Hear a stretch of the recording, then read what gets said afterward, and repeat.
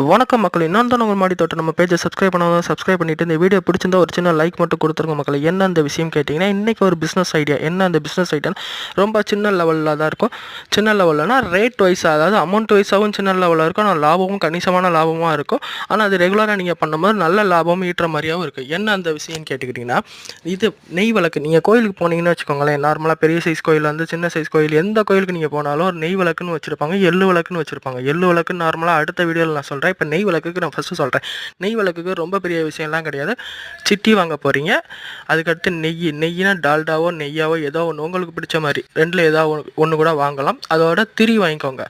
3 சரிங்களா. இந்த 3 விஷயம்தான் தேவை மூலப்பொருளே வந்து. ஆனால் நீங்கள் பண்ண போகிறது பெரிய லெவலானதான் பண்ண போகிறீங்க. இதுவும் பண்ணலாம், இல்லைனா புதுசாக பண்ணணும், அதில் ஏதாவது புதுசாக பண்ணணும்னா பஞ்சகாவியம் இருக்குது பார்த்தீங்களா. பஞ்சகாவியன்றது மாடோட சாணம் இருக்குது பார்த்தீங்களா, அதில் ரெடி பண்ணுவாங்க. அந்த பஞ்சகாவியத்தில் வச்சு விளக்கு போடலாம் மக்களே. நன்றி, வணக்கம்.